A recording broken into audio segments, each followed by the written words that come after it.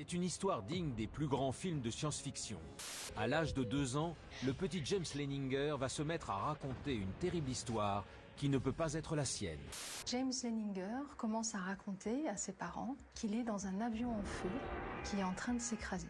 Puis en fait, ils vont vite comprendre, à partir du moment où le petit James va parler, eh bien qu'il s'agit du même cauchemar. Dans la famille, tout le monde y va de son hypothèse, mais il y en a une qui va donner une hypothèse pour le moins surnaturelle. La grand-mère de James va dire mais c'est possible que ce soit un cas de réincarnation. Est-ce que vous croyez en la réincarnation? Car depuis des milliers d'années, des personnes revendiquent avoir eu une vie antérieure. Mais même s'il y a beaucoup de témoignages de personnes qui prétendent avoir eu même plusieurs vies, peu ont pu être vérifiés, même peu se souviennent de leur vie antérieure. Pour beaucoup aussi, ça s'avère être du fake, ou juste ils en sont persuadés alors qu'ils n'ont jamais eu de vie antérieure. Mais dans certains cas, c'est un peu plus troublant. Des fois, c'est des flashs, voire même des souvenirs précis. Aujourd'hui, nous allons parler d'un des cas de réincarnation les plus étonnants. On va parler du cas James Leininger. Cette histoire se déroule dans les années 2000, aux États-Unis, dans la ville de Lafayette, dans la Louisiane. C'est le 10 avril 1998, ou 98 pour les Français, que le petit James Leininger est venu au monde. Au départ, James est un enfant totalement ordinaire. Mais à un moment donné, il a commencé à avoir des cauchemars. Mais pas des petits cauchemars comme tout enfant peut avoir. On parle de gros cauchemars bien intenses et bien traumatisants. Et dans ces cauchemars, il rêve qu'il est pilote de chasse et que son avion s'écrase durant la Seconde Guerre mondiale. Mais il ne va pas rêver de ça une fois. Ce cauchemar-là, il va presque le faire quotidiennement. Effet plus troublant, James Leininger a commencé à avoir ses cauchemars à seulement l'âge de 2 ans.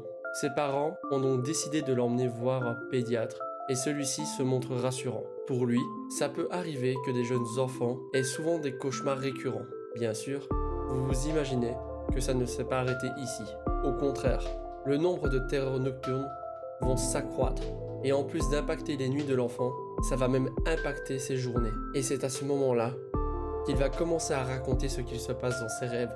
Et en général, le rêve qu'il fait, c'est qu'il se voit dans un avion en feu qui s'écrase. Bien évidemment, il va le raconter avec ses mots à lui. Du genre, avion qui crache, le petit homme ne peut pas sortir, mais en grandissant, les parents vont se rendre compte que le petit James fait le même cauchemar depuis toujours. Mais ce n'est pas tout. Ça devient inquiétant quand il va commencer à dessiner. Il dessinera des batailles aériennes avec des avions en feu et des balles qui traversent tout le dessin. Mais ce n'est toujours pas fini. Le petit, pour son jeune âge de 3 ans, commence à développer une passion pour les avions. Ses parents ont alors décidé d'aller à tous les meetings sur l'aviation. Mais le petit n'est pas seulement intéressé, il semble connaître pas mal de trucs sur les avions. Un exemple, un jour lors d'un meeting aérien, le petit James dit à sa mère « Tu vois ces avions, là, les Corsair, ils ont un gros problème. Les pneus se dégonflent tout le temps. Il y a plein d'autres faits troublants, comme celui-là. » Un jour, sa mère, lors d'un meeting, lui montre le dessous d'un avion, en lui disant « Regarde, c'est une bombe. » Alors le petit James corrigea sa mère. Il lui dit « Mais non maman, c'est juste un réservoir détachable. » Je vous rappelle que James a seulement 3 ans. C'est assez bluffant qu'à cet âge-là, un enfant s'y connaisse autant sur l'aviation. C'est assez bluffant aussi qu'il puisse connaître le nom d'anciens avions et quelques détails techniques. Et si on additionne ça avec les rêves étranges qu'il fait, à son âge, ça paraît encore plus étrange. Alors que toute sa famille est à la recherche d'une hypothèse qui pourrait expliquer le comportement anormal du petit James, la grand-mère va apporter une hypothèse assez surprenante. Pour elle, James est la réincarnation d'un ancien pilote de chasse. Je sais, ça peut paraître vraiment gros, mais ça peut se comprendre au vu des rêves et des connaissances en aviation. Petit James a seulement l'âge de 3 ans. Mais pour les parents, c'est impossible au vu de leurs croyances. Pour eux, James n'a pas eu de vie antérieure. Mais vous vous imaginez bien que ça ne s'est pas arrêté là. Le père a quand même réfléchi et par curiosité, il va quand même poser des questions de plus en plus précises à son fils, comme « Qui t'a tiré dessus ?» Et le petit James va lui répondre d'une façon naturelle « Bah c'est les Japonais. » James va même dire à son père que son avion était un Corsair qui a décollé depuis un porte-avions. Et le pire, c'est qu'il connaît le nom de ce porte-avions. Il s'appelait le Natoma Bay. Et là alors, le père de James va lui dire « Le nom du porte-avions est japonais ». Le petit va alors bien préciser que Natoma est le nom du porte-avions américain. Il va aussi donner des noms de ses amis d'époque, comme celui de Jack Larsen. Alors Bruce Leninger, le père, va décider de mener son enquête. Et ce qu'il va découvrir va le bouleverser.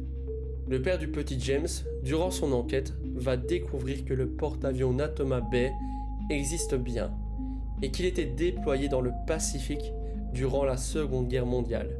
Et en continuant dans ses recherches, il va trouver le nom de l'équipage de ce porte-avions. Et avec surprise, il y avait bien un Jack Larsen. Bruce, le père de James, a alors décidé de rencontrer Jack Larsen, qui était encore vivant.